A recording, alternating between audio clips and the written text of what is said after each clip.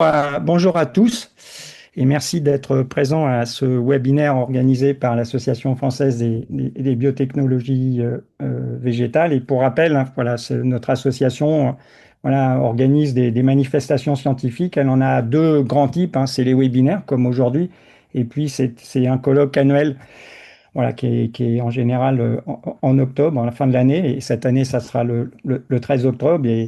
Et nos webinaires sont très scientifiques et le colloque, on essaie de le rendre, voilà, sinon au plus grand public, plus facilement accessible à peut-être un public un peu plus divers.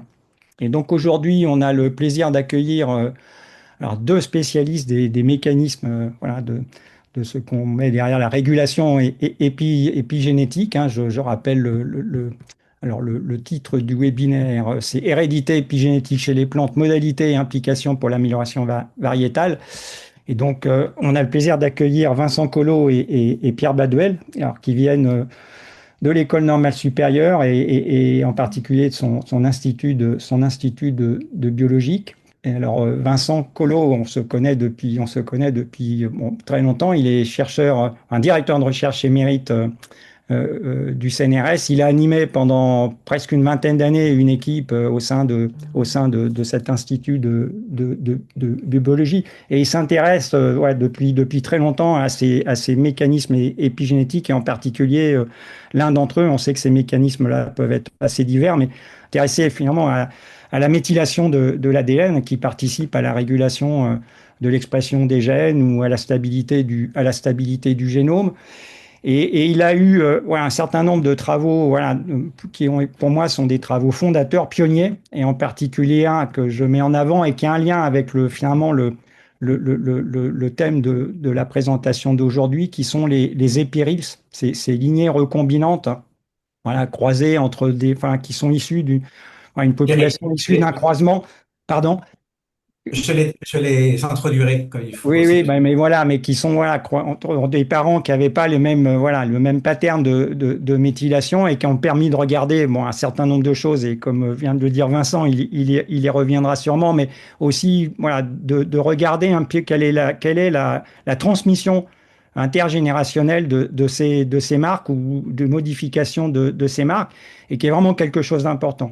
Hein. Voilà, ces mécanismes voilà, sont supposés être des mécanismes voilà, qui ne remplace pas la régulation épigénétique, mais qui la complète et en particulier voilà, qui offre peut-être une souplesse adaptative voilà, que la régulation génétique n'offre pas. Et donc voilà, ces épirils voilà, ont été, je pense, un outil extrêmement puissant pour regarder voilà, cette hérédité, cette transmission. Et Pierre Manuel bon, s'intéresse finalement ouais, au même mécanisme, mais en particulier leur rôle, voilà, comme je l'ai dit, dans l'adaptation des plantes et à un certain nombre voilà, de conditions ou de stress, et en particulier voilà, le lien entre ces mécanismes voilà, épigénétiques et la présence de séquences répétées à l'intérieur du génome, dont voilà, principalement les éléments transposables, qui a beaucoup intéressé aussi Vincent dans, son, dans sa carrière. Et finalement, regarder voilà, comment le croisement de ces mécanismes-là, de ces éléments transposables, hein, qui ont une vie qui leur est propre, hein, qui peut être assez, entre guillemets, indépendante du génome, voilà, participe finalement un peu peut-être à l'adaptation des plantes au changement d'environnement ou de conditions. Donc je ne vais pas être beaucoup plus long là-dessus, je vais les laisser présenter tout ça bien mieux que je ne viens de le faire. Et je vais laisser la parole, alors je crois, à Vincent en premier. Hein. Aujourd'hui, on est un peu original. On a un webinaire avec voilà, deux à deux présents. voix. Voilà, à deux voix. Voilà, je cherchais le terme, mais c'est très bien. Je pense qu'ils seront très complémentaires. Donc, bah, Vincent, je te laisse la parole en Oui, premier. mais je crois Tu que la passeras à Pierre. Et je crois Yvette qu'Yvette ouais, voulait. va rappeler un certain nombre ouais, de choses à faire voilà, pour poser des questions au bon Yvette. endroit. Oui, bonjour à tous. Ben, vous êtes nombreux aujourd'hui puisque nous avons 55 spectateurs. Alors, j'ai peu de choses à vous dire. Simplement, si vous avez des questions à poser, et j'espère qu'il y en aura beaucoup, vous les posez dans le chat. Si vous voulez, si vous avez des problèmes dans, dans la réception ou dans le fonctionnement du Zoom, du webinaire, vous les posez ah non, pardon, vous les posez les questions dans le QR, et Oui. c'est dans le chat que vous mettez vos difficultés excusez-moi, ça a changé de place. C'est dans le chat que vous mettez vos problèmes, si vous en avez, pour la réception. Voilà. Je vous remercie. Et donc, Vincent, tu as la parole. Merci Yvette, merci Thierry et merci à la FBV de nous inviter, Pierre et moi, pour présenter en, une quarantaine de minutes, hein, on a prévu un temps long pour les discussions, nos travaux sur l'hérédité épigénétique chez les plantes. Juste peut-être en guise d'introduction, Pierre a été d'abord un postdoc dans mon équipe, puis ensuite un chercheur CNRS dans mon équipe, et il dirige depuis maintenant plus de 2 ans sa propre équipe à l'IBINS, et comme certains d'entre vous le savent, moi-même j'ai décidé euh, de me retirer du monde actif. En fait, j'ai décidé, c'est l'État français qui m'a demandé de le faire bien gentiment, parce que j'ai atteint l'âge canonique de départ à la retraite, et je suis très heureux de cette nouvelle situation. Je suis quand même émérite, ce qui me permet de continuer à avoir une activité scientifique d'un autre ordre, et le webinaire d'aujourd'hui participe de cette activité d'éméritat qui m'a été attribuée par qui m'a été conféré par le CNRS. Alors, euh, on aura deux parties. Une première qui sera assez expérimentale et qui va s'appuyer beaucoup sur les épérils dont Thierry vous a déjà dit un ou deux mots. Et ensuite, Pierre s'intéressera, lui, à ce qui se passe en conditions naturelles. Et donc, la première partie expérimentale, la deuxième beaucoup plus en lien avec la variation telle qu'elle peut exister en, en conditions naturelles. J'ai prévu une toute petite introduction, mais juste pour que tout le monde soit à peu près sur la même longueur d'onde. La première chose, c'est qu'est-ce qu'on... Alors, pardon. Pour l'instant, vous n'avez pas du tout de partage d'écran et il est temps de le faire. Donc, donnez-moi 1 seconde et demie. Partager. Vous devriez voir ma présentation qui va passer miraculeusement en mode plein écran et je vais tout de suite activer le pointeur laser pour que vous puissiez suivre ce que je dis. Est-ce que tout le monde est capable Parfait, de oui. voir comme il faut? Ouais, c'est bon. Alors, d'abord, qu'est-ce qu'on entend par hérédité épigénétique? C'est toute forme d'hérédité génétique, mais qui se produit sans variation de la séquence de l'ADN. Donc ici, ça va peut-être déjà choquer certains d'entre vous. Je parle d'hérédité génétique parce que c'est de ça dont il s'agit. On n'est pas en train de parler d'hérédité culturelle ou autre. C'est une hérédité qui passe par les gamètes. Mais hérédité génétique parce que finalement les mécanismes moléculaires qui la sous-tendent n'impliquent pas des changements de la séquence de l'ADN, donc pas de polymorphisme nucléotidique. Alors, pour que tout le monde soit à peu près au clair, je vous présente ici deux exemples de variations épidémiques et qui vont en fait aussi me servir à introduire nos propres résultats expérimentaux et notre démarche expérimentale. Vous savez, à gauche, chez le palmier à l'huile, un phénotype rencontré très fréquemment lorsque le palmier à huile est propagé par culture in vitro, le phénotype Mantel de stérilité des fruits, donc ce qui pose évidemment de gros problèmes pour la production d'huile. Et il s'avère que ce phénotype Mantel est pas totalement stable, transmissible néanmoins au travers des générations, selon une génétique à peu près mendélienne aussi. Et lorsqu'il s'est agi d'aller identifier euh, le déterminant moléculaire de ce phénotype Mantel, mutant donc, eh bien, euh, il restait aucune différence dans le génome qui puisse, par des différences nucléotidiques, expliquer ce phénotype. En revanche, dès lors qu'on s'est intéressé à ce qu'on appelle la chromatine, c'est-à-dire les états de l'ADN et des protéines qui l'entourent dans le noyau des cellules eucaryotes, eh bien, on a vu que ce qui distinguait Mantel du phénotype sauvage, c'était la présence d'un petit îlot euh, de, de, de cytosine qui, dans le phénotype mutant, sont déméthylés par rapport au phénotype, pardon, à l'allèle au même allèle dans le phénotype, pour le phénotype sauvage. Donc ici, vous avez exactement ce qu'on veut illustrer, c'est-à-dire un même allèle, c'est la même séquence d'ADN et le reste du génome est identique. Et deux états épialléliques distincts, l'état sauvage avec une méthylation importante de cette région indiquée en orange, et ici une perte de méthylation qui a lieu de manière spontanée lors de la propagation in vitro. Et cette déméthylation va conduire à bloquer la transcription du gène d'AFIN, qui est un gène homéotique impliqué dans le développement du fruit. Et donc, on a des transcrits qui sont tronqués au moment où on rentre dans cette région déméthylée. Et c'est cette troncation qui va être responsable donc de la déficience du développement du fruit. Alors, qu'est-ce que c'est que cette boîte orange? Eh bien, c'est en fait un élément transposable, un fossile d'éléments transposables. Et vous savez bien sûr que tous nos génomes, et le génome des plantes en particulier, sont composés en grande partie d'éléments transposables. La plupart d'entre eux sont immobiles parce ils se sont insérés il y a très longtemps, et c'est le cas ici, en l'occurrence. Donc, c'est le même élément mobile ici, mais qui a été mobile il y a bien, bien longtemps, sans doute que plusieurs centaines, voire des millions d'années. Et la seule différence, donc, entre ces deux CPLL, c'est cet état de méthylation au niveau de l'élément transposable. Et on a la même situation chez Rhabdis thaliana, donc là maintenant on est sur une plante modèle, où à nouveau, là, par un mécanisme qui est différent, c'était une mutagénèse IMS, donc une mutagénèse a priori chimique, qui a induit une épivariation aussi d'un élément transposable très très ancestral, très fossile, qui contribue aux régions régulatrices du gène et aux premiers introns de ce gène-là.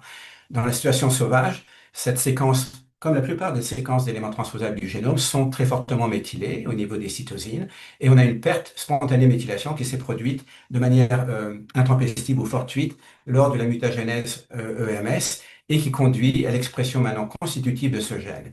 Et cette expression constitutive du gène FWA pour flowering Vareningen, c'était le premier mutant de floraison identifié chez Arabidopsis thaliana, et bien conduit à un très très fort retard de floraison, comme indiqué ici. Vous avez ici deux exemples donc, de variations épialléliques, une même séquence d'ADN, à droite comme à gauche, deux états épialléliques distincts, associés à des différences de méthylation de l'ADN, et bien sûr d'autres modifications de la chromatine, et donc est porté par des séquences d'éléments transposables, en l'occurrence ici deux séquences d'éléments transposables qui sont immobiles.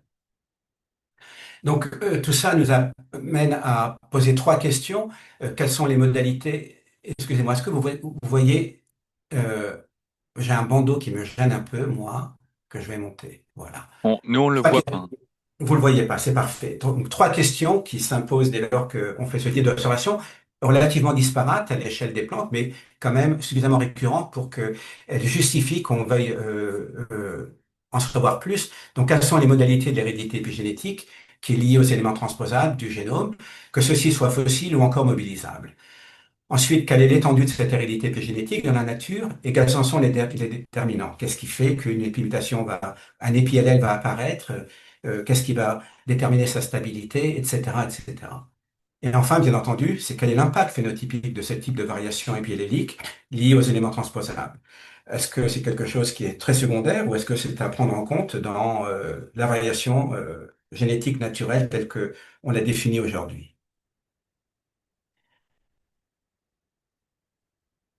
Alors, pour aborder ces trois questions, Arabidopsis, bien sûr, est un modèle de choix pour un ensemble de raisons qui sont résumées ici.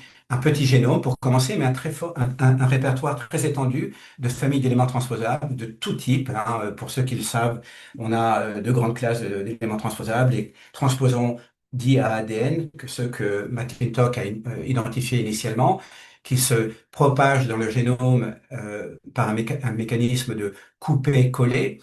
Et puis les rétroéléments, les transposons de classe 1 qui sont mobilisés par un intermédiaire à ARN et la production d'un cDNA à partir de cet ARN pour aller se réintégrer dans le génome. Donc deux grands types de TE, classe 1 rétrotransposon, classe 2 transposon ADN, copie-coller ou copier-coller, pardon, ou couper-coller. Et Arlosis possède ces deux types de transposons en quantité à peu près équivalente. Le point majeur pour la suite du travail, c'est que très tôt, on s'est aperçu que Arabidopsis pouvait tolérer des grandes pertes de méthylation de l'ADN au niveau de ses séquences répétées, ce qui est très différent de la situation dans d'autres espèces végétales ou chez les mammifères en particulier. où la perte de méthylation de l'ADN va très souvent conduire à une létalité embryonnaire.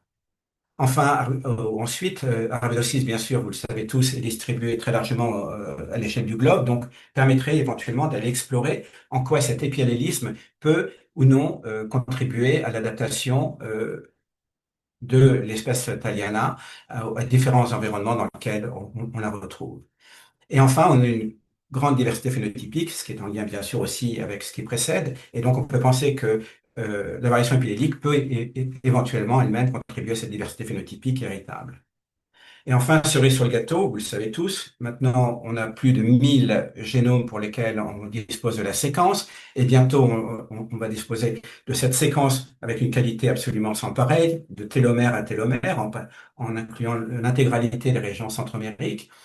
Et on a des données transcriptomiques et de méthylome ADN pour la plupart de ces accessions. Donc c'est fort de l'ensemble de ces avantages, propriétés et méthodologies qu'on a pu aborder ces fameuses trois questions que j'ai listées juste avant. Alors, juste peut-être pour que tout le monde, là encore, sache de quoi l'on parle, qu'est-ce que l'on sait d'abord de la méthylation d'ADN chez Thaliana? La première chose qui est apparue très tôt, c'est que la méthylation d'ADN, elle est essentiellement concentrée dans les régions péricentromériques, indiquées ici sur le chromosome 1. Il y a 5 chromosomes chez Thaliana. Vous voyez ici que cette méthylation qui est très enrichie au niveau des péricentromères, finalement, est à peu près collinéaire avec la densité en répétition le long du génome. Et quand on dit répétition, la plupart d'entre elles sont des éléments transposables. Donc à l'inverse, là où on a essentiellement des gènes et peu d'ADN répétés, eh bien on a un faible taux de méthylation. Ce qui ne veut pas dire que les gènes ne sont pas méthylés, ils possèdent une méthylation qui est restreinte à certains types de cytosines, les cytosines des nucléotides CG, mais cette méthylation a une fonction qui reste à ce jour très énigmatique, parce que quand on la perd, cette méthylation, les gènes sont exprimés à peu près de la même manière que lorsque cette méthylation est présente. À l'inverse, pour les répétitions telles que celles portées par que constituent les éléments transposables, on a une méthylation qui est très dense, collinaire avec ces éléments transposables ou ces répétitions, qui touche l'ensemble des cytosines, qu'elles soient dans le nucléotide CG ou alors CHG ou CHH ou H et n'importe quel autre nucléotide que j'ai. Et quand on perd cette méthylation, eh bien, on s'aperçoit qu'on a une explosion transcriptionnelle qui résulte de cette perte de méthylation et qui donc indique que la méthylation de l'ADN sur les séquences d'éléments transposables en particulier contribue au maintien de l'état transcriptionnellement inactif de ces séquences en conditions classiques. Alors, on sait beaucoup plus de choses maintenant aussi grâce à plus de 20 ans de génétique très très poussée sur les mécanismes de méthylation ADN chez Thaliana. On sait que c'est un système extrêmement complexe qui va cibler les séquences d'éléments transposables. Euh, Qu'est-ce que l'on sait?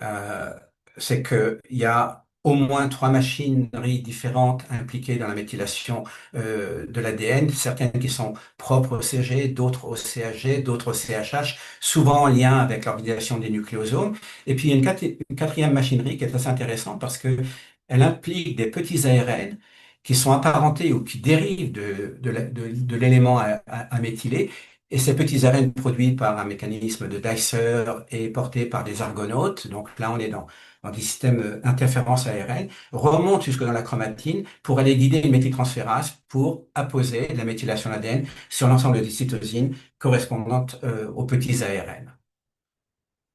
Donc on a cette machinerie extrêmement complexe, on ne va pas rentrer dans le détail aujourd'hui, sauf pour dire que pour orchestrer cette complexité, il existe un remodeleur de la chromatine majeur qui s'appelle DDM1, pour Decrease in Demethylation 1, c'est le premier mutant d'Arabidopsis qui a été décrit comme induisant une perte profonde de méthylation ADN. Donc la fonction de DDM1 va consister à rendre l'ADN qui est enroulé autour du nucléosome accessible aux méthyltransférases dans ces régions du génome qui sont généralement hétérochromatiques, les péricentromères et les régions riches en éléments transposables et en autres répétitions. Alors du coup, quand on perd des DMA, eh bien effectivement, ce que l'on observe, c'est une perte spécifiquement de la méthylation d'ADN au niveau des séquences d'éléments transposables. Les gènes ne sont pas touchés, cette fameuse méthylation CG dont je vous ai parlé n'est pas touchée. Ce qui est perdu, c'est la méthylation au niveau des éléments transposables et des autres répétitions. Et donc, ce que l'on a fait, ce que j'ai fait il y a maintenant effectivement plus d'une vingtaine d'années, c'était de partir de cette propriété du mutant DDM1 pour poser la question, pour faire deux choses. Pour révéler d'abord éventuellement le potentiel d'hérédité épigénétique qui sont liés aux éléments transposables du génome et caractériser les modalités de cette hérédité. Donc, je vous rappelle les deux exemples de variation épillélique du début, dans le palmier à huile, Mantel, et chez Arabidopsis thaliana, FWA. Deux exemples évidemment très iconiques ou très symptomatiques, mais deux exemples. Et l'idée ici, bien sûr, était d'avoir une vision euh, à l'échelle du génome. Et ensuite, dans un deuxième temps, et c'est là où Pierre interviendra, c'est de rechercher dans la nature le pendant de ces épis que l'on a identifié expérimentalement, afin de mesurer et de comprendre leur contribution à la variation phénotypique héritable. Donc, des DMA, qu'est-ce qu'on peut faire avec? Eh bien, simplement de la génétique mendélienne, mais d'un type très particulier, c'est ce dont c'est ce que Thierry a mentionné dans son introduction. Donc la mutation des DMA qui est portée euh, un point du génome permet a priori de déméthyler l'intégralité ou presque des séquences d'éléments transposables du génome. Et on a simplement croisé le mutant DDM1 par un mutant sauvage de la même souche, la souche de référence Columbia pour ceux qui savent qui connaissent Arabidopsis thaliana et la première souche jamais séquencée chez Thaliana. Donc, on a deux parents qui ont le même génome, celui de la souche Columbia. Un épigénome très différent, porté ici, induit par la mutation des DMA avec une perte très forte de méthylation ADN au niveau des séquences répétées et des éléments transposables du génome. Et une fois qu'on a obtenu ce croisement, cette plante hybride, eh bien, on l'a croisé en retour, excusez-moi pour les petits bugs ici, vous avez un parent sauvage, de génotype grand DDM1, grand DDM1, et ici, vous avez le génotype mutant, petit DDM1, petit DDM1. Et bien, donc, on a croisé en retour l'hybride F1 sur le parent sauvage pour éliminer complètement dans la descendance, dans 50% de la descendance, la mutation DDM1. Donc, vous avez ici la 50% de la descendance qui a été récupérés de ce croisement et qui ne possèdent plus la mutation des DM1 à l'état hétérozygote et a fortiori à l'état homozygote. Donc maintenant, on avait des génomes qui génétiquement sont tous identiques, sont tous sauvages pour l'intégralité de la machinerie de méthylation de l'ADN. Et donc la seule chose qui peut distinguer maintenant ces individus, c'est éventuellement les pertes de méthylation de l'ADN induites par le mutant DDM1 qui seraient transmissibles au travers des générations. Et donc, on est parti de ces individus qu'on a, par autofécondation successive, poussé jusqu'à la génération F9, hein, par autofécondation et propagation graine à graine. En faisant ça, bien entendu, on rend chaque région du génome homozygote, mais elles étaient homozygotes d'emblée, puisque c'est le même génome dans les deux cas. Donc, ce qu'on a cherché à faire, c'est fixer à l'état homozygote les différences d'état de méthylation qui auraient pu être transmis au travers des divisions par ce schéma expérimental. Et donc, sur à peu près 7000 TE-DMR, les DMR, c'est des Differential Methylation Regions, donc ce sont des régions du génome annotées comme appartenant à des TE pour lesquelles on a mesuré des grosses pertes de méthylation d'ADN dans le mutant des DMR par rapport à sauvage. Et bien, pour ces 7000 TE-DMR, on a fait ici une analyse de ségrégation de la méthylation d'ADN à la génération F9 en utilisant évidemment les développements récents en séquençage de génome qui permettent maintenant d'avoir le méthylome, donc l'information de méthylation de l'ADN, cytosine par cytosine, au travers d'une technique qui s'appelle le séquençage bisulfite. On a fait ça pour 120 épirides, et le résultat auquel nous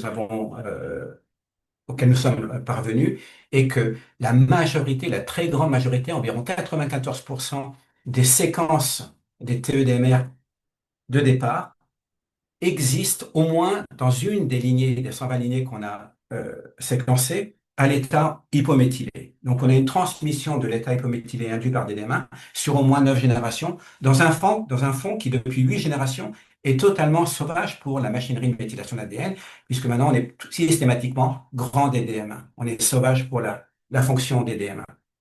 Donc, ça, c'est la preuve immédiate qu'il y a un potentiel épiallélique absolument phénoménal à l'échelle du génome qui touche pratiquement l'intégralité des séquences d'éléments transposables. Pas toutes, on a 6% d'entre elles qui manifestement ont la capacité de récupérer une méthylation de l'ADN de manière efficace systématiquement donc dans l'ensemble des lignées issues du croisement initial. Et à l'autre extrémité, parmi les 94% pour lesquels on peut voir au moins une lignée avec une perte de méthylation qui persiste, eh bien 10% du total, donc un peu plus que 10% des 94%, pardon, montre une hérédité qui est mendélienne. Donc ici, on a une confusion totale ou une superposition totale entre une génétique qui aurait été faite à partir de marqueurs de polymorphisme nucléotidique ou à partir de polymorphisme épiallélique. Donc là, c'est la preuve incontestable qu'on peut même avoir une génétique mendélienne à partir de variations épialléliques. Et bien entendu, ça, c'est une petite fraction de ce que l'on observe en termes de transmission euh, de l'état hypométhylé au travers des générations. Tout ça forme un continuum entre les EPLL qui seront transmis de manière absolument mendélienne jusqu'aux EPLL, les fameux 6%, qui sont révertants systématiquement. Et vous voyez qu'on peut définir comme ça des grandes classes avec des taux de réversion qui sont relativement faibles, des taux intermédiaires ou des taux plus élevés, entre les deux extrêmes, mendélien et réversion totale. Pas totale. La réversion est toujours totale quand on regarde un individu ou une lignée. Ce que je veux dire, c'est que ça concerne l'ensemble des lignées issues du schéma expérimental. Alors, tout ça est bien joli, mais à quoi ça sert? Ou pardon, hein, quelles sont les conséquences immédiates que l'on peut mesurer? Donc, c'est évident que les études transcriptomiques étaient nécessaires pour compléter immédiatement ces observations, qui montrent que euh, ces pertes de méthylation qui peuvent être héritées, je vous montre ici, alors on va prendre le temps de parcourir ce schéma un peu en détail. Vous avez ici la notation, on est focalisé sur un gène qui d'ailleurs a à faire avec la réponse au stress, à des pathogènes en l'occurrence. On est sur une région qui fait à peu près 22 mégabases, donc c'est un gène qui est très long, qui est caractérisé par deux très très grands introns. Et vous voyez que on a deux très grands introns parce qu'en fait on a l'insertion de nombreux éléments transposables dans ces deux introns du départ. On a trois petits exons au départ et après on a des exons beaucoup plus conséquents. Et bien vous voyez que chez le sauvage, l'intégralité de cette séquence intronique est très fortement méthylée, ce qui est indiqué ici par les données de séquençage bisulfite avec une couverture de séquences qui montre que on est capable quand même de distinguer chaque cytosine le long de cette séquence, il n'y a pas d'ambiguïté possible. Et vous avez ici la transcription du gène avec le premier exon, le deuxième exon, et ensuite la suite d'exons beaucoup plus importants en taille, qui est indiquée sur la piste de RNA séquencing. Dans des DM1, on perd cette méthylation, comme je vous l'ai dit, de manière drastique, hein. Et ce qu'on observe, c'est que cette perte est associée à une troncation du transcrit, qui est maintenant, comme dans le cas d'ailleurs que je décris pour Mantle et Karma, le transcrit va s'arrêter dès lors qu'il va rencontrer le premier intron, la partie hypométhylée du premier intron, donc la partie hypométhylée qui est causée par la perte de méthylation sur l'élément transposable indiqué ici. Et donc maintenant, des transcrits qui sont tous tronqués, et donc on a évidemment un phénotype mutant. Maintenant, dans les épiriles, il s'agit ici d'une DMR associée à cet élément transposable qui est relativement stable. Donc on a des épiriles, bien sûr, dérivés du parent, hein. N'oubliez pas que c'est un backcross, donc 75% des épiriles vont présenter en fait ce profil-là, dérivé du parent sauvage, et 25% vont présenter un profil dérivé du parent DDM1. Et dans la plupart de ces épiriles, on voit maintenant qu'ils dérivent du parent DDM1 à ce locus, eh bien, on voit la troncation qui persiste. C'est donc la preuve que non seulement la perte de méthylation d'ADN est stable au travers des générations, mais que ses conséquences fonctionnelles elles-mêmes persistent au travers des générations. Alors, la première question qui nous a intéressé, c'est pourquoi ces DMR que l'on a identifiés, qui ont pratiquement tout un potentiel épidémique, quand même diffèrent très fortement dans la capacité de transmettre ou non l'état hypométhylé, donc avec des fréquences différentes à l'échelle des populations. Eh bien, ce que l'on a vu très rapidement, c'est que cette perte de méthylation induite par des DM1,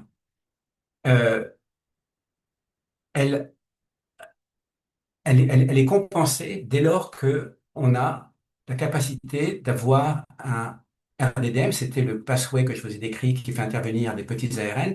RDDM voulant dire RNA Directed DNA Methylation. Eh bien, quand on a ce chemin à l'état sauvage, eh bien, on voit effectivement qu'à chaque génération, on est capable de récupérer un peu de méthylation sur ces fameux épis allèles qui ont la capacité à réverter. Et systématiquement, cette réversion implique de passer d'une génération à l'autre. Donc, implique la phase de reproduction. Et en fait, tout ça fait sens parce que l'ensemble des acteurs impliqués dans le fameux pathway de RDDM sont le plus actifs dans la phase reproductive de la plante, dans les fleurs et les graines en croissance. Donc, tout ça fait sens. Donc, évidemment, quand on a un mutant RDDM, eh bien, on a perdu la capacité de reméthyler, donc on ne peut plus réverter. La perte est irréversible, mais cette fois-ci, bien entendu, on est dans un fond mutant. Donc là, on a un modificateur génétique qui empêche la réversion de se produire.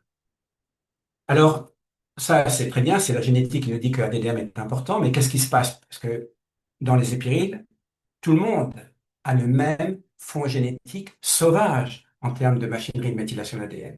Et la différence qui est observée en termes de fréquence de réversion est tout simplement liée au nombre de copies apparentées à l'élément, à la TE-DMR focale sur laquelle on focalise notre attention.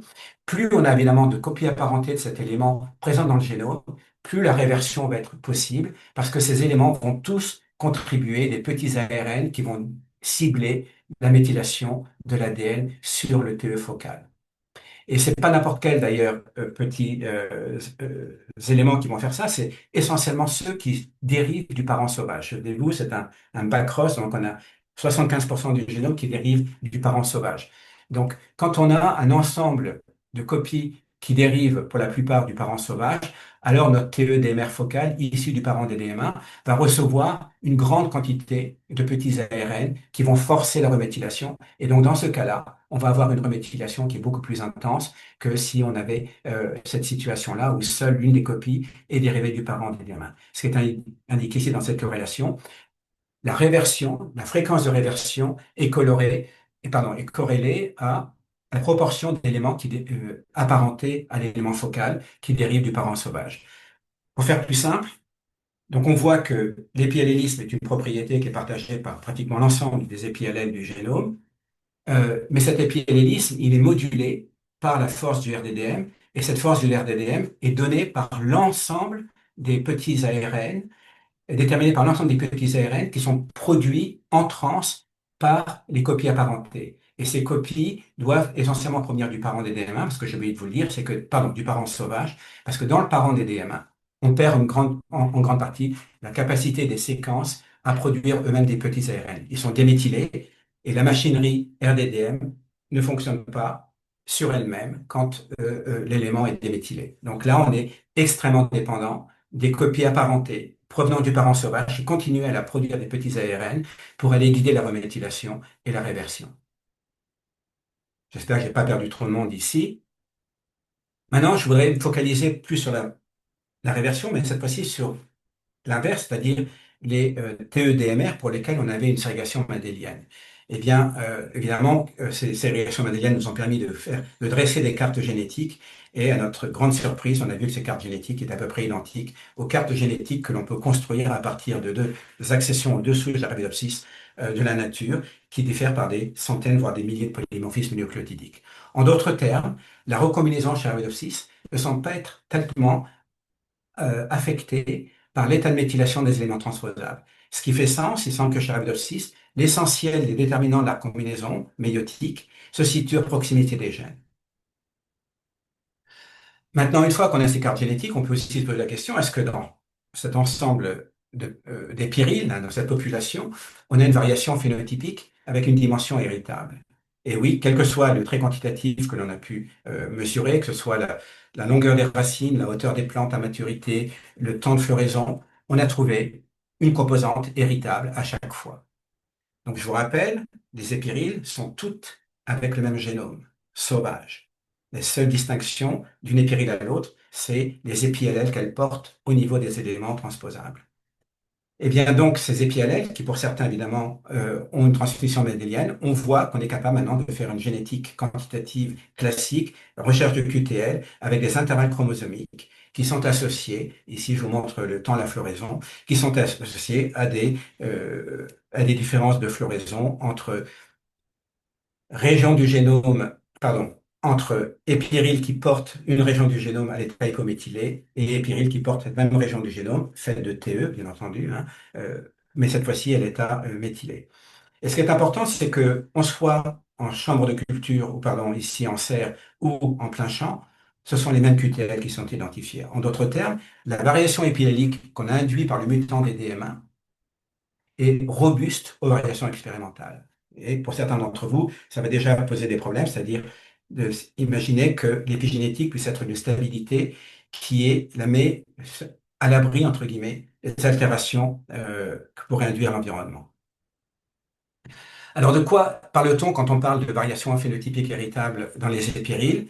Elle est là pour tous les caractères qu'on peut regarder, quantitatifs que l'on a pu mesurer, mais l'amplitude de ces variations phénotypiques induites uniquement par des changements épialléliques, en absence de toute variation nucléotidique, cette amplitude est relativement moindre que celle qu'on peut observer dans des RIL, qui étaient obtenus à partir de deux souches très différentes, comme l'air ou Cole, comme B et Chalara, et bien entendu est encore moindre que l'amplitude de la variation phénotypique qu'on peut mesurer dans la nature entre certaines souches et d'autres. Ici, c'est l'ensemble des souches nord-américaines.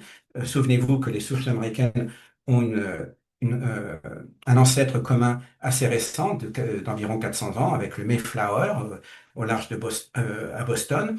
Et néanmoins, on voit qu'on a une grande diversification phénotypique ici beaucoup plus étendue que celle qu'on peut avoir par nos épiriles. Mais en termes de valeur d'héritabilité, pour ceux à qui ça parle, ce sont les mêmes valeurs d'héritabilité qu'on soit dans les épiriles ou dans des riles classiques, parce que nos épiallèles sont a priori, ceux en tout cas que l'on a pu mesurer en lien avec, avec des variations phénotypiques, sont mendéliens. Voilà, je passe maintenant la parole à Pierre. Je vais donc retirer le partage d'écran qui va vous parler de la seconde partie du programme, c'est-à-dire d'exploiter ce qu'on a pu déterminer expérimentalement pour voir comment cet épiallélisme expérimental nous renseigne sur ce qui peut se passer dans la nature ou ce qui se passe dans la nature. Donc je passe la parole à Pierre, excusez-moi, qui va partager son écran. C'est bon, normalement. Vous voyez bien mon écran?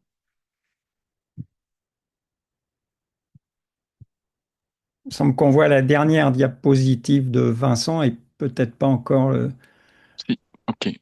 Non, Ouais. c'est parfait.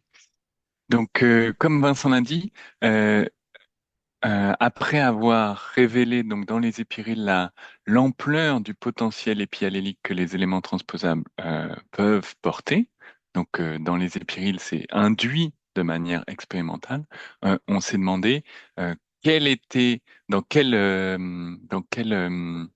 mesure ce potentiel est exploité dans la nature et si oui, les conséquences phénotypiques que ça peut avoir dans la nature. Et donc pour ça, on s'est appuyé sur les données qui sont disponibles à l'échelle de l'espèce dans Arabidopsis thaliana que Vincent a présenté, donc en particulier celle des 1001 génomes, donc où on a des méthylomes pour plus de 700 accessions naturelles, dont collectées à travers toute l'aire de répartition de l'espèce et dont on a les génomes et les transcriptomes. Donc, ce qui nous sera utile pour évaluer l'impact fonctionnel, au moins sur l'expression des gènes. Et donc, dans un premier temps, on a regardé exactement les mêmes régions qu'on avait étudiées dans les épiriles.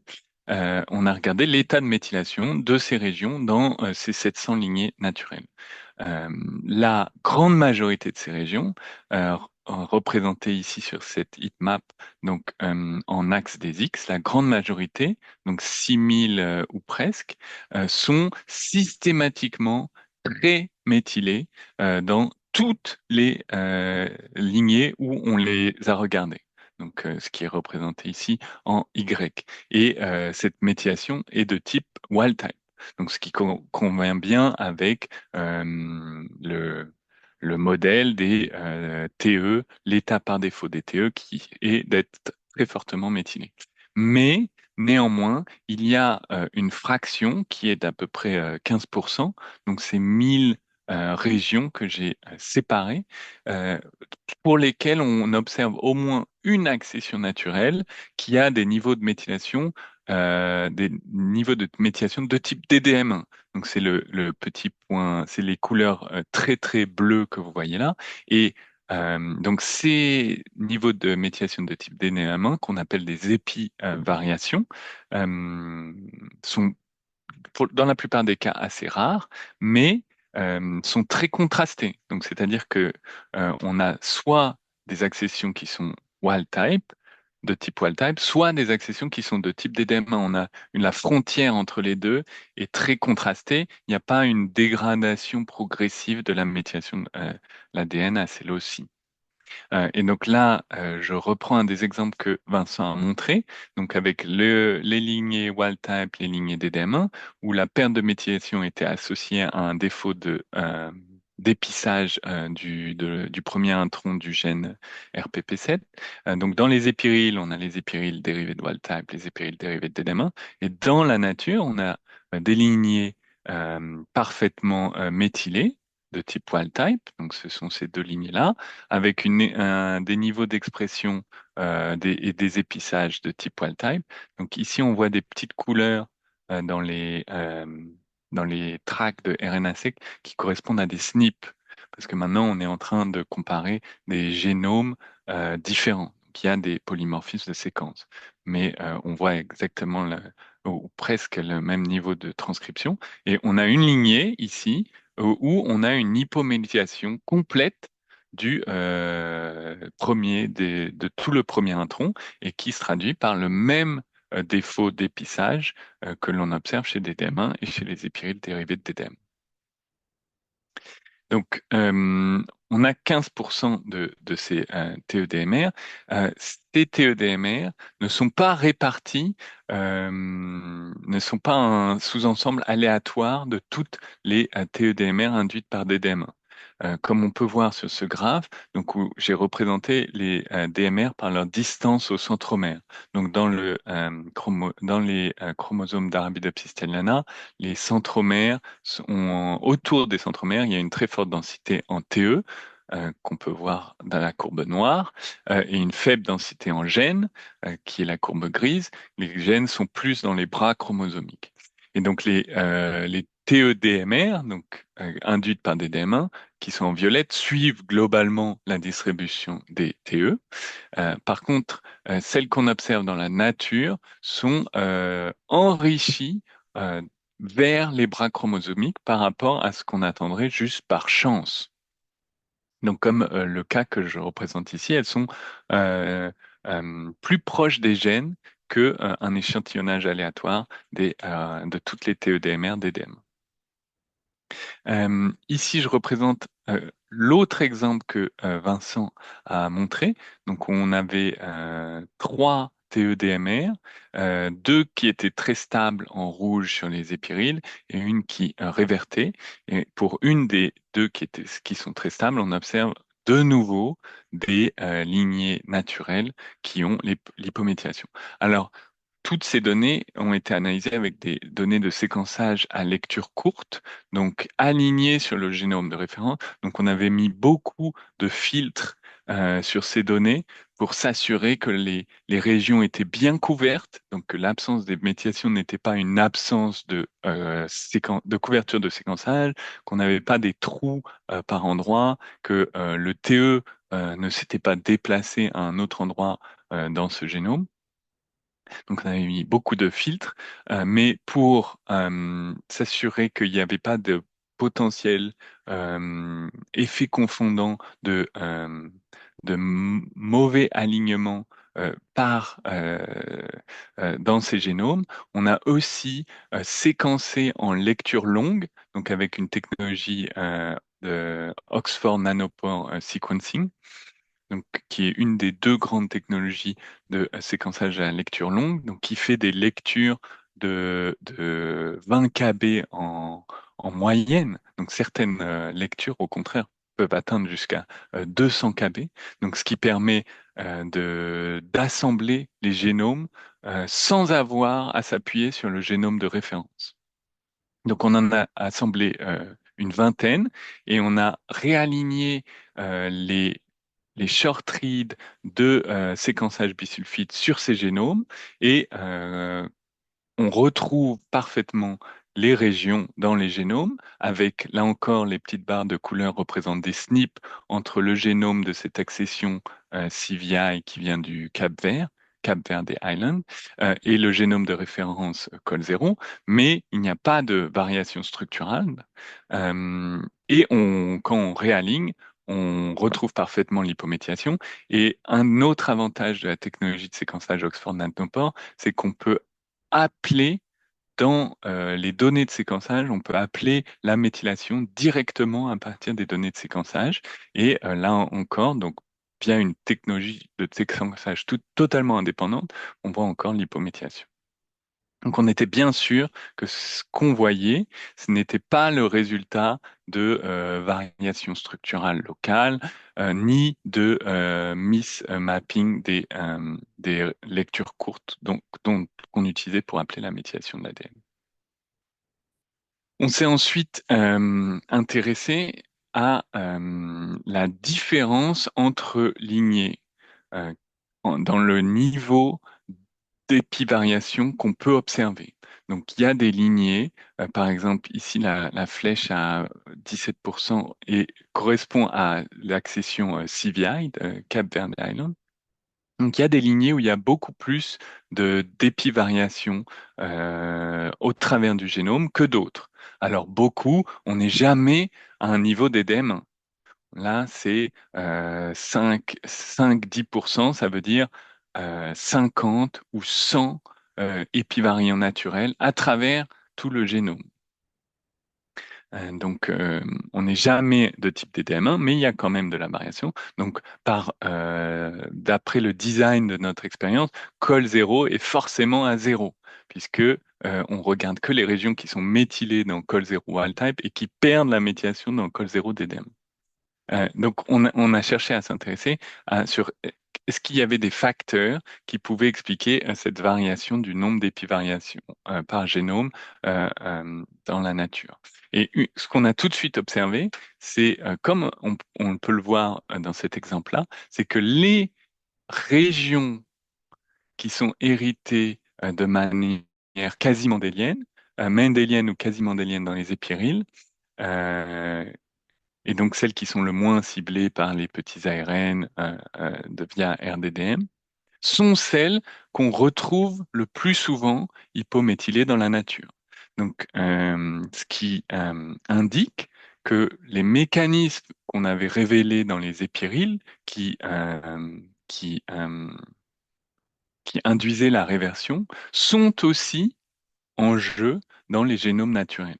Donc, ce contrôle épigénomique par la méthylation dirigée par les ARN, RNA-directed DNA methylation, et joue aussi un rôle dans l'épivariation naturelle. Et donc, on a ensuite cherché des facteurs génétiques qui pourraient moduler. Et donc, on a inclus dans un modèle Generalized Linear Model, on a inclus le nombre de copies de chaque TE comme paramètre pour voir est-ce que ça pouvait moduler l'apparition d'épivariation dans les génomes naturels. Et c'est effectivement sorti, donc parmi toute une batterie de paramètres qu'on a inclus, sur lesquels je ne vais pas m'étendre aujourd'hui, mais c'est sorti comme le premier facteur qui expliquait le plus de variations dans le pourcentage d'épivariation qu'on pouvait observer par génome. Et l'effet du nombre de copies des TE est négatif. Donc ici, vous avez 0. Et donc, même si l'effet est faible, il était très significatif. Et donc, ce qui voulait dire que plus un TE était présent en grand nombre de copies dans un génome, moins on le voyait hypométhylé dans la nature. Ce qui fait totalement sens, de nouveau, avec les mécanismes qu'on a vus dans les épiriles, que plus un TE est en grand nombre de copies, plus il y a petits ARN qui peuvent cibler une copie en transe, et donc moins elle va être facile à propager au travers des générations de manière hypométhylée, plus la réversion va être élevée.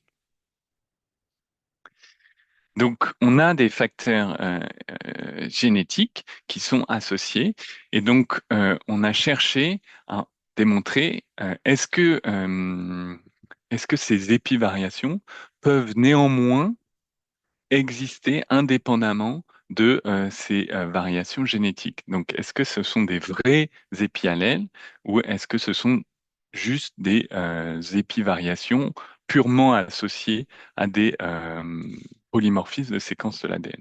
Donc, pour ça, on a utilisé une ressource qui a été développée à Versailles, au centre IJPB de l'INRAE de Versailles.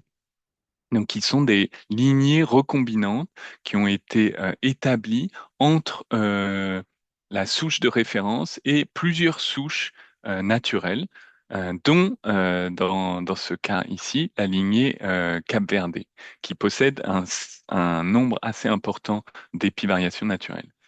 Et donc, ces lignées ont été obtenues par croisement, et puis ensuite les F1 ont été autofécondés pour produire des F2, plus de 300 ou 400 F2 qui ont ensuite été propagés individuellement jusqu'à la génération 8 et génotypés. Donc on a la carte génétique de chacune de ces lignées. Donc on sait pour chacune de ces lignées quel intervalle vient du parent CVI et quel intervalle vient du parent COL.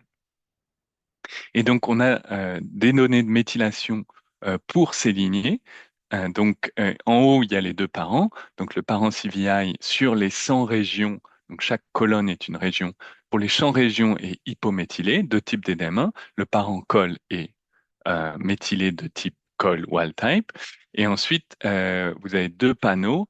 Donc ici, chaque ligne est une lignée recombinante.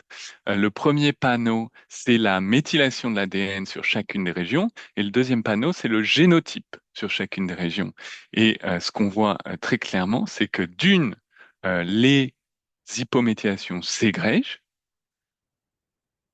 Donc, elles n'ont pas du tout disparu quand on les a croisées, ce être, qui pouvait être le cas. Donc, c'est pas le cas. Donc, elles ségrègent parfaitement en F8. Et en plus, la ségrégation de ces lignées reflète presque exactement la carte génétique. Donc, c'est-à-dire que quand une région est héritée de CVI, elle est le plus souvent observée dans l'état d'hypométhylation de CVI. Donc, ce qui veut dire que on a ségrégé l'intégralité du reste du génome, l'hypométhylation reste stable sur 8 générations. Donc, elle est indépendante de tous les polymorphismes qui s'égrègent entre col et CVI dans le reste du génome. Donc, elle est indépendante de toutes les variations de séquences en trans. Et en plus, on a certains cas où on attend on a un locus hérité de CBI, on s'attend à ce qu'il soit hypométhylé et on l'observe à l'état de méthylation de type col, donc qui est une réversion comme ce qu'on voit dans les épiriles, mais qui démontre dans ce cas que à ces locus-là, l'hypométhylation n'est pas l'allèle de CVI n'est pas forcément dans l'état hypométhylé. Donc l'hypométhylation est aussi indépendante de polymorphisme en 6. Donc, ce qui était très fort, puisque ce qui nous démontrait qu'on avait affaire à des équivalents épialléliques naturels l'équivalent donc des épiallèles induits par des DM1 dans les épirines. Donc, on s'est ensuite demandé quel était l'impact fonctionnel de ces épis allèles. Et comme je l'ai mentionné, on a pour toutes ces lignées des transcriptomes. Donc, on a regardé la transcription des gènes voisins de ces régions dans les lignées où ces régions sont méthylées versus les lignées où elles sont hypométhylées. Et comme ce sont des lignées naturelles, quand on fait cette comparaison, on compare en fait deux génomes qui n'ont rien à voir, donc où il peut y avoir beaucoup de polymorphismes de séquences de l'ADN. Et donc on compare, on a fait exactement la même comparaison dans les épiriles, où là, cette fois, il n'y a aucune variation de la séquence d'ADN qui ségrège. Donc on compare cette fois l'expression des gènes voisins dans les lignées où elles sont euh, hyperméthylées versus les lignées qui sont hypométhylées. Exactement comme dans l'exemple de RPP7. Ce qu'on voit, c'est que comme dans RPP7, quand il y a une différence d'expression associée à l'hypométhylisation dans la nature, on voit presque systématiquement la même ou une différence dans la même direction dans les épiriles. Donc RPP7, on voit à chaque fois la perte d'épissage, donc qui se traduit par une baisse du nombre de transcrits complets. On voit donc, qui va dans le même sens dans la nature. Ici, donc, une baisse donc, qui se traduit par un log ratio négatif dans la nature et dans les épiriles. Mais c'est en fait un peu un cas particulier, puisque dans la plupart des cas, la baisse de méthylation est associée à un gain d'expression. Donc, c'est l'ensemble de ces points ici. Donc, de cette analyse, on peut conclure que les variations d'expression qu'on observe dans les lignées naturelles est expliquée au moins à 40% par locus précisément, hein, donc on a analysé à peu près une centaine ici, par des variations de la méthylation de l'ADN. Et donc, on n'a pas besoin d'invoquer les variations de la séquence d'ADN. Donc, quels sont euh, les impacts fonctionnels de ces variations de l'expression? Donc, on a regardé quelques cas particuliers. Le premier, c'est deux TE qui sont en aval d'un gène RAD3, dont la fonction est peu claire, mais où on voit une claire induction lorsque les TE sont hypométhylés dans la nature ou dans les épiriles. Euh, la fonction de RAD3, donc c'est une DNA hélicase, mais peu caractérisée. Néanmoins, il a été identifié dans un screen pour la tolérance racinaire au sol acide en sortie des mines. Donc, c'était un screen phénotypique, donc, où on regardait la tolérance de différentes lignées naturelles d'Arabidopsis thaliana à ces sols acides. Et ce que cette étude a trouvé était une association avec des polymorphismes dans ce gène. Et ils ont pu effectivement, en comparant des mutants de ce gène, ils ont pu voir que effectivement il y avait un phénotype, un impact de la mutation de ce gène sur le développement des racines en conditions contrôle ou sous acid mine drainage (AMD). Donc, quand RAD3 est muté, on a des plus longues racines en conditions contrôle et on a une tolérance accrue au sol acide. Or, comme Vincent vous l'a dit, la longueur des racines était un des phénotypes qui a été analysé dans les épiriles pour voir s'il y avait une contribution des épis allèles irritables induits par DDM. Et le QTL, l'épi-QTL, sur ce phénotype avait effectivement été identifié au tout début du chromosome 2. Donc, il y a les trois courbes étant les deux, la combinaison de chaque mesure qui avait été faite de ce phénotype, mais qui était consistante sur ce QTL épi. Et cette région contient exactement en son centre le gène RAD3. Donc, quand on hérite cet intervalle chromosomique du mutant des DM1, les épirils ont des racines plus courtes que quand elles héritent l'intervalle du parent wild type. Donc, ce qui est parfaitement en ligne avec la description du phénotype mutant de RAT3. On mute RAT3, on a des racines plus longues, on hérite RAT3 de DM1 a une expression plus forte et on a des racines plus courtes.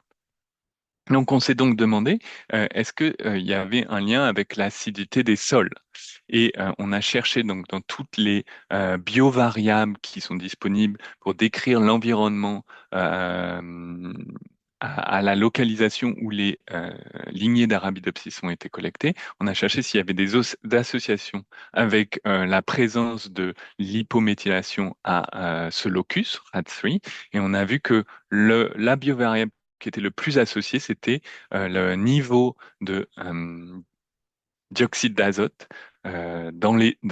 atmosphérique pendant l'été, où les hypométhylés avaient été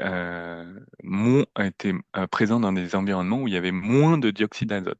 Or, on sait que ce polluant est associé à une plus grande acidité des sols, donc on peut supposer que on peut émettre l'hypothèse que l'hypométhiation à RAD3 est associée à une plus faible tolérance à l'acidité des sols. Pierre, je me Pierre? permets juste d'intervenir là, Oui, parce que si on veut garder un peu de temps pour des questions-réponses, ok, faudrait essayer ah, d'aller vite ça marche. le Ben, plus j'ai possible à la presque fini. conclusion. Désolé. J'avais juste un dernier exemple, mais je vais résumer très vite. Donc, ça, c'était un exemple où on avait un impact direct sur l'expression. La majorité des cas, on n'a pas d'impact direct sur l'expression, et on peut l'expliquer simplement parce qu'on est à proximité de gènes de réponse au stress, donc qui sont pas induits en conditions contrôle. Et on en a étudié un en particulier où on a pu montrer euh, que le gène était il n'y avait pas d'impact de l'hypométhiation, mais que l'hypométhiation favorisait une plus forte induction du gène. Voilà. Et on a aussi une association avec l'environnement et on a fait donc c'est un gène de réponse au froid et à la sécheresse. Donc la sécheresse, l'impact phénotypique est assez difficile à mesurer au labo, sauf quand à l'IJPB à Versailles, on a accès à une plateforme absolument superbe de phénoscope où chaque pot est déplacé à travers de la table pour avoir des conditions de sécheresse parfaitement contrôlées. Et donc où on peut comparer des épiriles soumises à de la sécheresse à des épiriles qui sont well watered, donc bien arrosés. Et on voit que les lignées où on a l'hypométhylation, donc là les épiriles, où on a l'hypométhylation, on a une retour à la croissance plus rapide que les lignées où on ne l'a pas. Donc qui là encore suggère une importance adaptative. Donc juste pour résumer, donc il y a un potentiel épiallélique très large dans le génome, porté par les éléments transposables. Presque tous les éléments transposables, donc c'est les 94%, quand on induit l'hypométhiation de manière expérimentale, presque tous, on peut ségréger un épiallèle sur au moins 8 générations. Si on est dans les bonnes conditions d'épigénome. Donc, quand on a en l'absence des petits ARN en trans, parce que ces petits ARN en trans font en fait une surveillance épigénomique qui induit la réversion. Et une fraction significative de ces éléments transposables ont aussi des épivariations dans la nature, et ces épivariations dans la nature sont aussi des épiallèles qui peuvent avoir des conséquences sur l'expression des gènes, soit de manière constitutive, soit en réponse au stress. Et le fait qu'on voit des associations avec l'environnement suggère fortement une contribution à l'adaptation. Euh, Vincent, est-ce que tu veux revenir Non, non, je pense, merci Pierre. On peut finir, sur les en tout cas avec perspectives? Pierre, finir avec ces questions et perspectives pour entamer la discussion avec vous. Pierre, je te laisse peut-être les présenter. Donc, la première ouverture qu'on peut faire, c'est que notre étude est très concentrée sur les TE, les séquences de TE, de T, pardon. Euh, Or, on sait qu'il y a peut-être d'autres formes d'épis allèles irritables chez les plantes, notamment la gene body methylation, des variations de gene body methylation que Vincent a introduites, donc qui sont la méthylation dans le contexte CG seul, au niveau des gènes. Donc ça, c'est pas du tout dépendant de DDM1. Et on voit aussi des épivariations dans la nature qui sembleraient être des épis allèles, mais dont l'impact fonctionnel reste encore à déterminer. Euh, une des questions euh, qui, que notre étude ouvre reste dans l'origine de tous les épivariations naturelles qu'on observe. On n'est pas du tout à présent en mesure de déterminer qu'est-ce qui induit ces épivariations dans la nature. Alors, on voit des associations avec l'environnement, mais toutes les expériences qu'on a réalisées n'ont jamais permis de démontrer que l'environnement pouvait les induire. Donc l'environnement induit un grand nombre de changements, de variations de la méthylation de l'ADN, mais aucune, ou à présent aucune, de celles qu'on a pu détecter n'était héritable du même type que celles qu'on observe soit dans les épirides, soit dans les lignées naturelles. Il y a une étude qui est sortie l'année dernière, donc où ils ont des chercheurs de Beijing ont stressé par le froid sur 5 générations des panicoles, je ne sais pas comment on dit en français, de Des riz, panicules, des Pas panicules. du tout. panicules de riz qui est très sensible au moment de la méiose, qui est très sensible au stress froid et donc qui induit une stérilité à grande fréquence. Ils ont sélectionné les quelques grains qui étaient viables pendant 5 générations et à la fin des 5 générations, ils avaient des lignées de riz qui étaient parfaitement tolérantes au froid et cette tolérance était associée à un gain, non, pardon, à une perte de méthylation et donc pas du tout à un allèle, donc bien un épiallèle. Alors, ces Pierre, chercheurs, Pierre, il faut qu'on aille Oui, peut-être un peu oui, plus vite, parce que là, tu expliques tellement qu'il ne va plus rester de temps pour les discussions. ok, pardon. Le point critique ici, Vas-y, je te laisse, pardon, vas-y. excuse-moi, et le point critique ici, c'est que oui, il y a bien un épi-allèle qui a été identifié. Rien ne dit que c'est l'environnement, c'est-à-dire le traitement au froid, qui est à l'origine de cet épi-allèle et que c'est pas une sélection extrêmement puissante et forte qui est à l'origine de la caractérisation de cet épi-allèle qui aurait pu apparaître de manière spontanée. Donc ça, c'est un point clé. Au jour Mhm, d'aujourd'hui, mhm. on n'a aucune indication que l'environnement est capable d'induire des hypométhylations aussi fortes que celles que nous avons pu induire ou qu'on observe dans la nature et qui soient héritables. Et enfin, le dernier point, c'est l'édition du génome. Vous avez vu, puisque les petits ARN, finalement, des copies apparentées dans le génome, sont très importants pour aller dicter la reméthylation, eh bien, c'est sans doute là un frein important à considérer dans la possibilité que l'on aurait d'éditer l'épigénome, hein, la méthylation de l'ADN en l'occurrence, en ciblant des déméthylases de l'ADN dans des régions précises du génome correspondant à des TE, parce que les autres TE apparentés présents dans ce même génome risquent de réintroduire la méthylation de manière constante via les petits ARN qu'ils produisent. Voilà les trois grandes questions auxquelles on veut euh, vous inviter à participer. mais pour rebondir sur la question du fait, est-ce qu'on est capable, les facteurs environnementaux sont capables d'induire finalement voilà, la production des PLL qui apporte dans le contexte un avantage. Si j'entends bien ta réponse ou celle de Pierre, j'ai compris que c'était indépendant.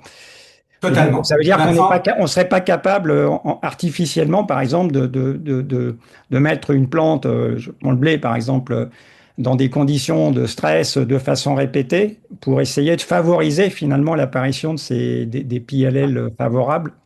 Exactement. Alors, là, je pense que l'expérience reste à faire, hein. Là, en l'occurrence, le papier, bon, qui est quand même, on l'a cité parce qu'il est dans sel, c'est pas n'importe quoi, mais c'est un traitement extrêmement drastique qui a eu lieu et donc une sélection de facto artificielle très importante puisque la majorité des graines étaient, sont, sont létales, ne sont pas viables, pardon, et du coup, effectivement, on est encore dans la même situation. On n'est pas capable de démontrer si c'est une apparition spontanée ou celle induite par l'environnement. Donc là, finalement aucune des approches qui ont été utilisées pour essayer d'induire des épivariations héritables ne semble pour l'instant indiquer que ce soit faisable. Alors que Donc, l'ensemble de la méthylation de l'ADN, elle est relativement labile. On peut la moduler avec l'environnement. Il y a plein d'exemples. Ils sont tous intragénérationnels, c'est-à-dire que c'est somatique et ça ne passe pas d'une génération sur l'autre. Et c'est très vite effacé, donc. d'accord. Donc, on n'a pas ressuscité la marque.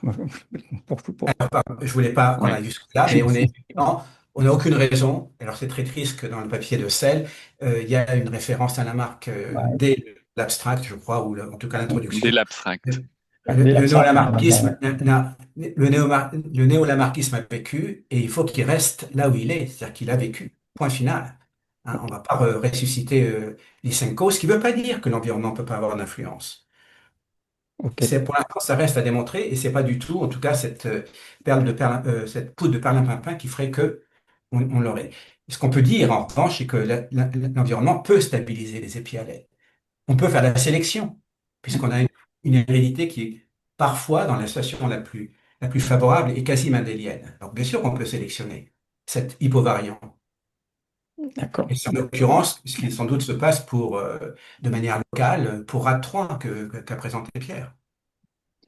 Donc, voilà, je rappelle que vous pouvez, ouais, moi je m'adresse aux spectateurs, là, ouais, mettre vos questions sur un question-réponse. Il y en a quelques-unes. Alors, il y en a une de Christophe Rebaglia, et donc il nous dit: Hello, la reméthylation des TE en copie multiple est-elle liée à l'abondance de petits ARN transmissibles dans les gamètes ou à la production somatique constante de nombreux petits ARN?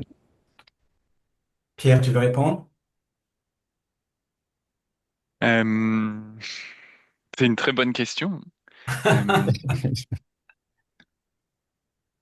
Je pense que c'est les deux, mon général.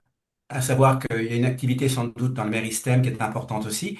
Et maintenant, on sait que, à la fois côté mâle et côté femelle, il y a une transmission via les gamètes. Alors, c'est encore un peu controversé, mais des résultats quand même assez forts chez RF26 montrent qu'il y a une communication entre les cellules compagnons et les gamètes, sperme ou ovules, pour justement la transmission de petits ARN. Je ne sais pas si on répond à ta question, Christophe. Voilà. Et je vais poursuivre avec une question de Pasquale Pérez, alors qui vous remercie et vous félicite pour le webinaire. Et donc sa question, c'est: sauf erreur, des épirils chez le maïs via l'utilisation d'un mutant des mains avaient été initiés alors par quelqu'un qui s'appelle Paskovski. Je le Mhm. prononce pas assez mal, mais voilà, est-ce que ça a débouché? Et puis, est-ce qu'il y a des résultats sur d'autres espèces voilà, végétales ouais, d'intérêt Alors, comme le maïs? oui, là je vais répondre parce que je connais un peu évidemment cette littérature et en particulier Jurek Paskowski aussi, son travail. Il y a eu beaucoup de tentatives et il y en a en cours chez la tomate essentiellement d'ailleurs. Euh, ce qui est clair, c'est qu'on ne peut pas du tout faire l'équivalent de ce qu'on a fait chez Arabidopsis pour une simple raison, c'est que lorsque l'on commence à compromettre la fonction grande DMA, il y a plusieurs gènes d'ailleurs qui codent, il y a plusieurs gènes DMA chez la tomate comme chez le maïs.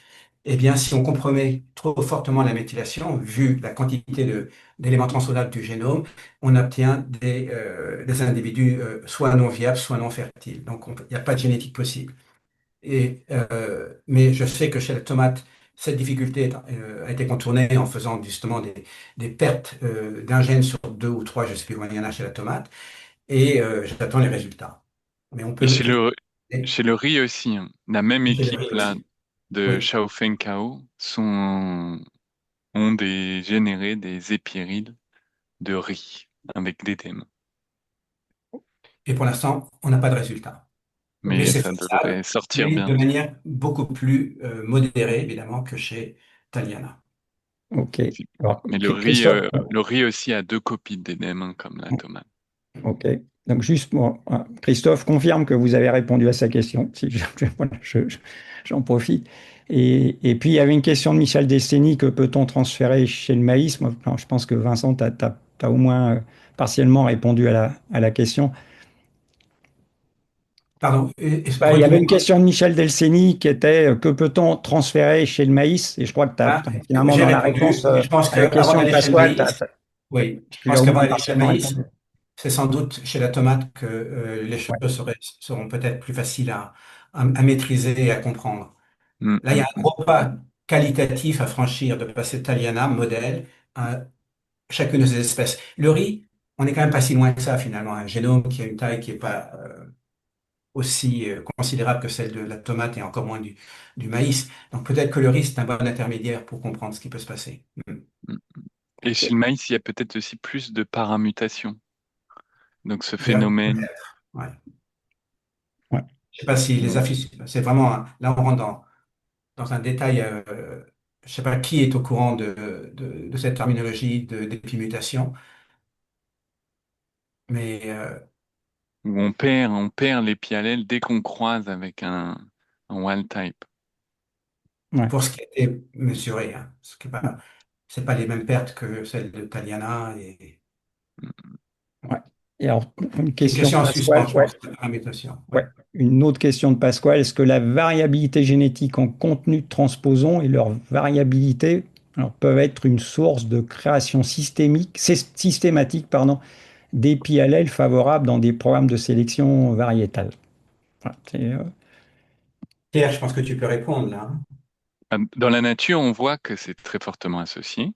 Donc, un plus grand contenu en transposons, en tout cas d'une famille, réduit la propension de cette famille à porter des épiallèles. Donc, en sélection variétale, il faut prendre en compte cette composante du l'ensemble du nombre de copies des TE à travers le génome. Parce qu'effectivement, oui, euh, ré- ça peut induire la réversion d'un épi allèle ou non, et donc permettre sa stabilité au travers des générations ou non. Ça Mais rejoint un peu ce qu'on a dit dans la perspective, là, le troisième point, à savoir que essayer d'obtenir un ciblage euh, de certains éléments transposables, donc de forcer par ciblage épigénétique CRISPR la perte de méthylation au niveau d'un TE, risque d'être problématique si on n'a pas pris en compte la quantité de TE apparentés et la quantité de petits ARN éventuellement capables d'aller restaurer la méthylation sur le site ciblé. Donc là, il y mais, a ouais. un jeu à faire entre l'épigénétique pure, entre guillemets, où tout est constant, et puis mm, des fronts génétiques plus ou moins finalement propices à ce type de variation.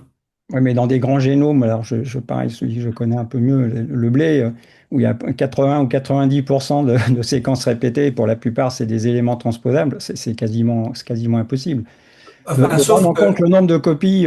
oui, oui, Pierre, Thierry, mais il n'empêche, ce qui va jouer, et nous, pour l'instant, qu'on soit chez le maïs ou chez Arabidopsis, il semble que les effets des épivariants sur l'expression des gènes soient très localisés. Donc, c'est juste à côté ou presque.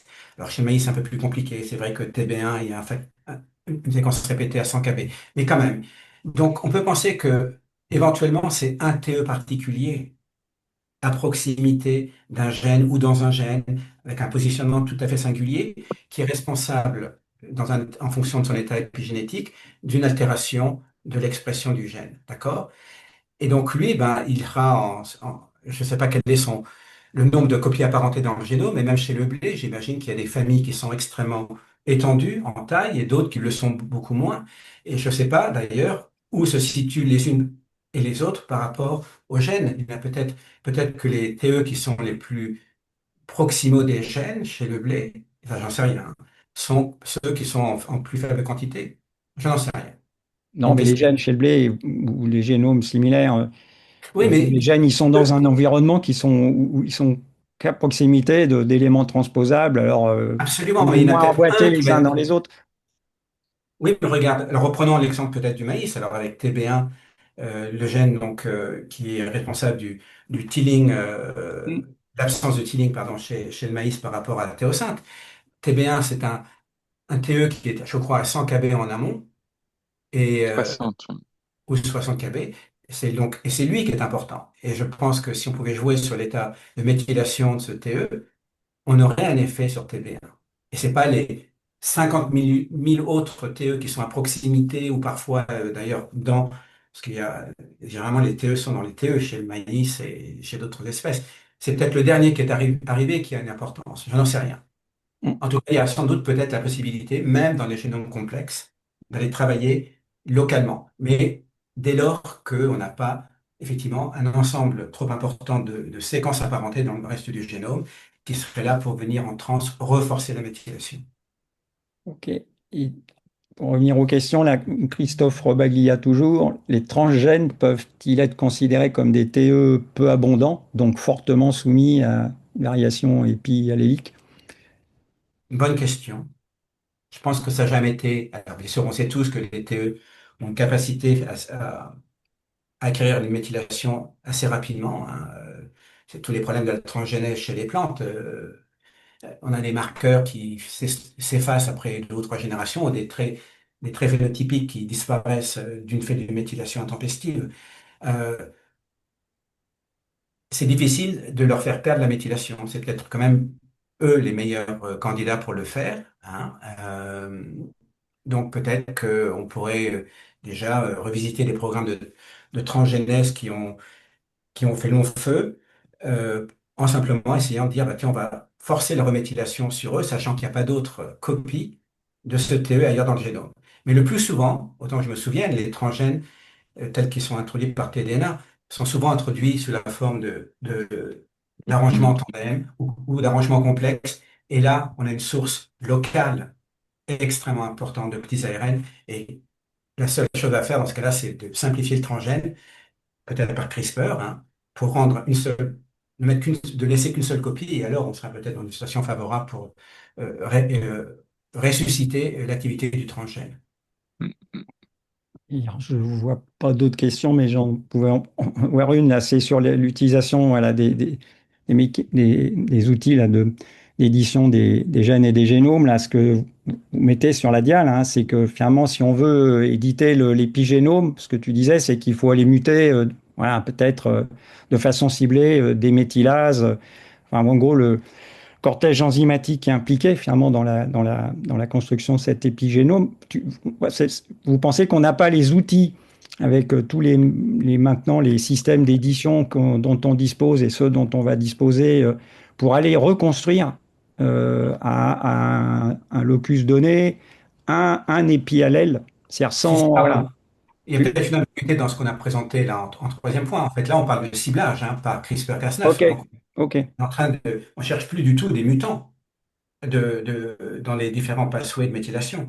Là, on veut cibler localement dans un fond fonctionnellement sauvage pour la méthylation de l'ADN. On veut cibler une déméthylation sur un TE focal. Et ça, ok, c'est risque d'être compliqué si on ne prend pas en compte les séquences de TE apparentées dans le génome. Mm, mm. Mais, d'accord. mais, mais en même temps, le fait que dans la nature, on voit 15% à peu près qui ont de l'hypométisme montre que c'est possible. Mais c'est un sous-ensemble de séquences. Il y a des séquences où c'est possible, probablement parce qu'elles sont à faible copie, et il y en a où on n'y arrivera pas parce que tous les autres copies vont les faire réverter très rapidement. Ouais, pour dire les choses encore peut-être de manière plus contrastée, c'est sans doute que l'ensemble des TE tels qu'on a pu les caractériser expérimentalement peuvent spontanément perdre méthylation dans la nature. D'accord? Mais très vite, évidemment, la plupart d'entre eux vont la regagner dans la même génération ou une génération plus tard, puisque le RDDM a besoin du cycle de reproduction pour être le plus efficace. Donc, ce que l'on voit, nous, les 15%, c'est sans doute en grande partie ça, et c'est ce que Pierre a montré avec une très belle corrélation entre stabilité expérimentale et fréquence dans la nature, mais c'est aussi, bien sûr, la sélection. On peut imaginer que certains peuvent être sélectionnés positifs quand d'autres comme Pierre l'a montré, je ne sais plus lequel tu as montré, Pierre, qui est manifestement contre-sélectionné dans certains environnements. RAD, oui, oui, RAD 3, pardon. Oui. RAD 3. Ok. Alors, il n'y a pas d'autres questions sur voilà, dans le de questions-réponses. Ouais, puis on est arrivé au bout du temps là, qu'on avait consacré à ce webinaire. Alors, je vais vous remercier voilà, pour la qualité des présentations. Hein. Il y a d'autres personnes qui vous félicitent. Et puis pour l'effort pédagogique, parce que je sais que c'est pas simple, hein, les notions que vous avez présentées sont des notions qui sont compliquées. Et vraiment, je pense que vous avez fait un gros effort pour nous rendre ça accessible. Il y a quelques spécialistes probablement dans l'audience, mais tout le monde ne l'est pas. Et moi, je ne le suis pas. Et j'ai pu vous suivre. Hein. Donc un grand merci, c'était pas facile. Et puis désolé d'avoir dû interrompre Pierre. Je pense que voilà, si moi, il est passionné et, il a envie de présenter et discuter avec nous voilà, sur ces sujets scientifiques d'intérêt. Donc merci, un grand merci à vous. Et puis Merci s'il y à a vous d'autres pour questions qui l'invitation. apparaissent entre-temps, là, je pense, et Yvette confirmera, on peut garder les questions, l'auteur de la question, et vous les Absolument. transmettre pour que vous puissiez y répondre Et je pense que c'est un débat après le qui a webinaire. Je besoin pense d'être, ouais, faut que c'est un les gens débat qui a maturent un besoin peu, là, d'être. ou réfléchissent un peu à tout ce qui a été dit, puis il y a sûrement des questions qui apparaîtront, et soit ils vous contacteront directement, soit ils passeront par nous, mais on vous les transmettra. Donc, un Et grand merci à tous les deux d'avoir merci à pris vous. sur votre temps. Merci à vous. Merci à Merci vous. à vous et pour l'invitation. Et n'hésitez pas, bien sûr, à revenir vers nous, parce que les choses s'accélèrent aussi. On a fait, c'est tout à fait de manière volontaire qu'on a, dans les trois questions et perspectives qu'on a ouvertes, là, on a mis au centre celle du rôle de l'environnement, qui n'est absolument pas Qui est réglé. central. Ouais. D'accord? Hein, et je suis désolé, mais moi, je préfère être pusillanime et précautionneux et dire que au jour d'aujourd'hui, on n'a aucune raison de ressusciter le néolamarckisme. Aucune. Et c'est même sans doute très dangereux de vouloir le faire, Mm, comme on l'a connu avec Lysenko. tout à fait. Yvette, tu voulais ajouter quelque chose? Ben, simplement dire merci aux conférenciers, aux spectateurs, et puis vous dire que d'ici quelques jours, le webinaire sera retransmis sur le site de l'AFBV. Merci Yvette, merci Thierry, merci à vous tous. Merci à Merci tous. à tous. Merci, bon appétit à tous, et puis bonne fin de journée, et au moins pour certains, à très bientôt.